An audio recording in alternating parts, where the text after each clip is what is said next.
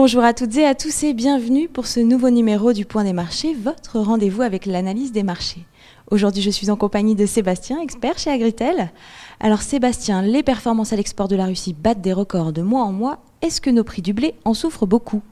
Alors oui, on peut vraiment parler de record puisque la Russie qu'on attendait à 30-32 millions de tonnes au mois d'août, aujourd'hui on parle de 40 millions de tonnes pour la fin de campagne d'export et hélas, chaque mois de performance supplémentaire de la Russie, c'est des baisses de chiffres export pour la France, pour l'Europe. FranceAgriMer vient d'abaisser ses chiffres à 8,3 millions de tonnes et rejoint progressivement les prévisions pessimistes d'Agritel affichées depuis 3 mois.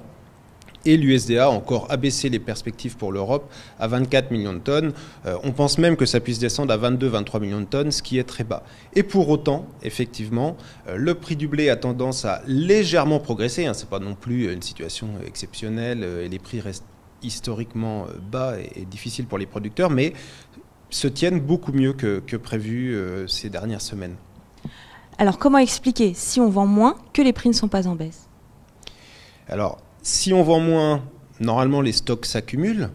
Et donc si les prix ne baissent pas, c'est que les stocks ne s'accumulent pas autant. C'est donc qu'il y a un manque de marchandises pour deux autres facteurs. Les hypothèses qui progressivement se concrétisent sont d'une part une plus grosse consommation intérieure en France et en Europe, notamment de l'alimentation du bétail.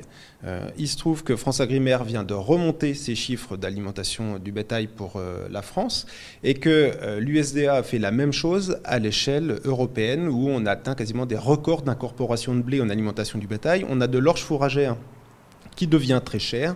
On a un maïs qui a bien progressé sur le marché mondial qui aussi devient plus cher que le blé.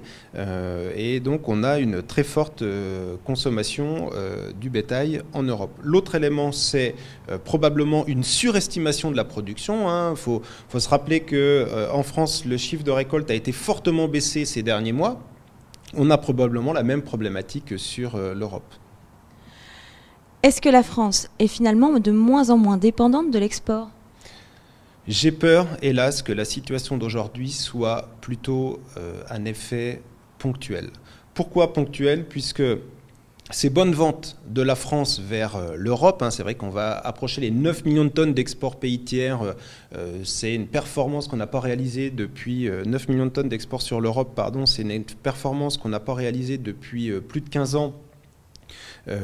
C'est plutôt conjoncturel, c'est-à-dire qu'on a eu une très mauvaise récolte en Espagne, on a eu des très très mauvaises qualités en Allemagne, on avait des faibles stocks de départ en Europe, plein de petites choses qui bout à bout nous aident à vendre facilement le blé français à nos voisins.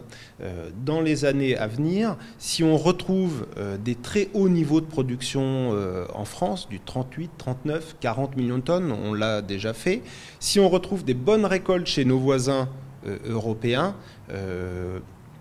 on ne fera pas ces 9 millions de tonnes d'export sur l'Europe et on aura non pas 8 millions de tonnes à faire sur pays tiers, mais 10, 12 millions de tonnes sur pays tiers.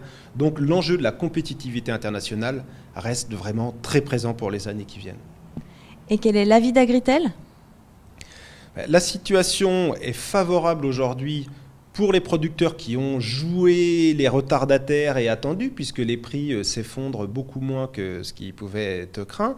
Maintenant, il y a un élément qui peut totalement changer la situation, c'est quand même cette situation de logistique, de grève de la SNCF, de manque de camions, qui fait que ces prévisions de tension, elles peuvent totalement disparaître si la situation s'envenime encore, que les stocks s'accumulent. On peut se retrouver quand même avec beaucoup plus de stocks en fin de campagne que prévu en France, notamment sur le marché intérieur dans les zones enclavées. Donc prudence vis-à-vis de ça et la chance tourne aussi. Donc encore une fois, vigilance pour les producteurs. Merci Sébastien. Ce numéro est maintenant terminé. Merci à tous de nous avoir suivis. Rendez-vous dans 2 semaines pour votre prochaine édition du Point des marchés. Retrouvez les analyses d'Agritel sur le service expert Grande Culture de Planchamp.com.